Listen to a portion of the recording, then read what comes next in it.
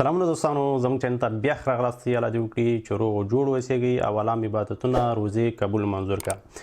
دوستانو راځو نن زما دا ویډیو چې دی د هغې نه بغیر به 3-4 نورې ویډیوګانې راځي. منتظر اوسئ انشاءالله. ډېر ښکلې ښکلې ویډیوګانې او ډېر سوالونه ډېر جوابونه ما راټول کړي چې دا به ټول تاسو ته په دې ویډیوګانو کې تشریح کوم. مخکې له دې نه چې تاسو دا ویډیو هغه وکړم باید دا درته یادونه وکړم چې 3-4 ویډیوګانې نورې راځي چې هغه ډېرې مهمې دي. هغه د دې په باره کې دي چې موږ څنګه کولی شو په افغانستان کې یوټیوب جوړ کړو، مثلا په کومه طریقه موږ کولی شو استعمال کړو، کوم قوانین لري.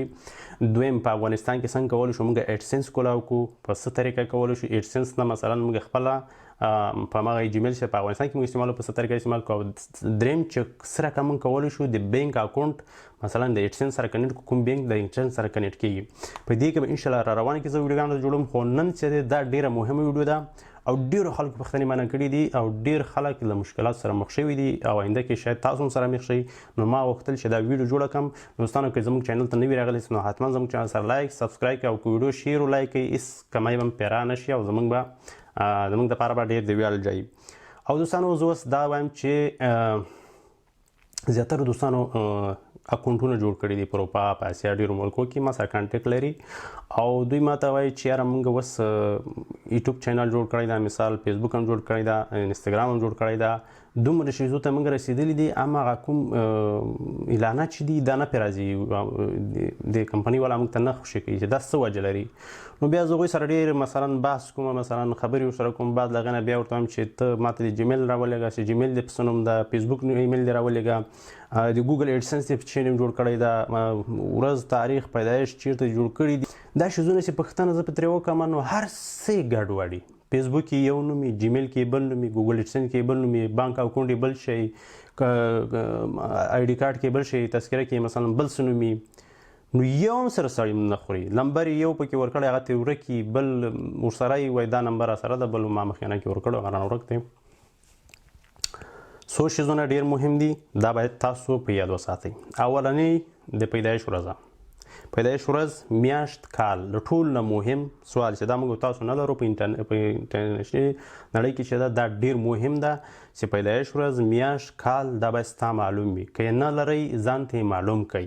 دا معلوم کړئ په هر شی چې تاسو جوړوئ په هغه کې ورکړئ. دویم شی نوم او تخلص، دا ډېر مهم دي. نوم تخلص باید ستاسو معلوم وي چې په هر شي کې ورکوئ. نوم تخلص هم باید هغه یو شی، هغه به ستاسو تذکرې سره مخوري، هغه به ستاسو آی ډي کارډ بانک اکاونټ سره مخوري، هغه به ستاسو کور ادرس هر شي سره وخوري. څلورم راځو دوستانو ټلیفون نمبر. ټلیفون نمبر ډېر مهم ده چې دا باید تاسو سره په خپل نوم باندې وي او تاسو سره یې چې بیا درنه ورک شي بیرته راوباسئ یا کوډ راوباسئ یا په څه طریقه چې تاسو نه هغه خرابه نه شي او ستاسو ټول ایمیلونه مثلا په نمبر جوړي. نمبر درنه ورک شو، ایمیل هم مثلا درنه هغه شي، ایمیل خو دې په نمبر جوړ کړئ نو بیا خو هېڅ نه شئ کولی. نو نمبر ډېر مهم ده، باید ستاسو نمبر په خپل نوم وي. پنځم راځو دوستانو چې دا ډېر مهم ده، د کور ادرس. مثلا تاسو د کور ادرس ډېر کم خلک لري، مثلا په غټو ښارو کې څوک اوسېږي هغه ادرس لري، مثلا په اروپایي هېوادو کې عربي کې شاید خلک خو ادرس معلوم وي، مګر اسیا کې پاکستان او افغانستان کې څوک اوسېږي دغو ډېر کم خلکو د کور ادرس معلوم وي. نو له ټول نه ډېر مهم چې ده د کور ادرس هم دی. پنځم نو دا شیزونه چې دي دوستانو زه تاسو نه یوه هیله کوم چې په هر شي کې تاسو هغه جوړوئ ټول په یو نوم جوړ کړئ، په هغه نوم باندې جوړ کړئ چې ستاسو په آی ډي کارډ یا په تذکره یا په هر شي کې چې مثلا ستاسو اصلي نوم د پیدایش ورځ که نه لرئ له ځانه یې جوړه کړئ، د پیدایش یوه ورځ جوړه کړئ او په هغه ورځ باندې تاسو هغه خپل ټول هر څه ثبت کړئ. مثلا په هر شي کې هغه ثبت کړئ، په بانک اکاونټ کې، په ټلیفون نمبر کې، مثلا په ایمیل کې، په یاهو کې، په یوټیوب کې، په فیسبوک کې، په هر شي کې. ګورئ که تاسو فیسبوک جوړوئ یا یوټیوب جوړوئ یا جیمیل جوړوئ چې هر څه جوړوئ، تاسو نه اوله چې غواړي نوم دی، تخلص دی. دویم چې سوال درنه کوي تا نه د پیدایش ورځ ده، پیدایش ورځ ده، میاشت ده، کال دی.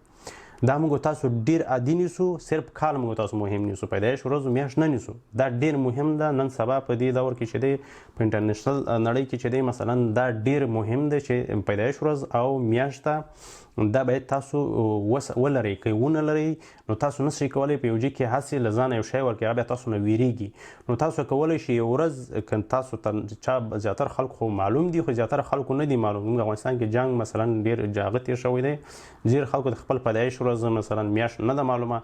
نو تاسو یې له ځانه ځان ته وټاکئ مثلا د 12مې د اولې یا مثلا د 2مې 12 مثلا داسې یو تاریخ وټاکئ، هغه تاریخ په ټولو ژبو کې ورکړئ، بیا همیشه ذهن کې وساتئ چې څوک پوښتنه نه کوي هغه تاریخ کې. اوس څوک بله لار نشته، مجبوري ده، نو باید داسې لاره ونیسو چې هغه وکړو. او د کور ادرس چې دا هم ډېر مهم ده، موږ تاسو ډېر نه لرو. که څوک د کور ادرس لري خو ډېر ښه دی، که څوک د کور ادرس نه لري یو ځای ځان ته ادرس پیدا کوي. چې که تاسو ته څوک مثلا فرض کړه په ګوګل اډسنس کې یا په جیمیل کې یو ځای کې د ادرس ته نه غواړي، د خامخا ته نه غواړي، نو ته داسې یو مهم ځای ادرس باید پیدا کړي چې د هغه ځای ادرس ورکړي چې ستا مثلا هغه کانټیکټ د هغه ځای سره که تاسو ته یو پوسټ راځي، مثلا ایمیل درته راځي، یو شی درته راځي، اول خو تاسو ته خپله په جیمیل کې راځي، خو ښځونو خو هلته نه راځي، پیسې مې اکاونټ ته راځي. تاسو مه ډارېږئ چې یاره موږ چا ادرس ورکړو هلته به زما یو شی راشي یا به ورک شي یا به سړی ما سره دوکه وکړي. هېڅ خبره نه، مطمئن کسي مثلا هغه ستا دغه ځای ادرس ورکړئ چې هغه ادرس انټرنیشنل وي، مثلا ثبت وي په جی پی ایس کې مثلا یا ګوګل کې. نو تاسو داسې یو ادرس ورکړئ، هغه ادرس چې دغه ډېر مهم دی.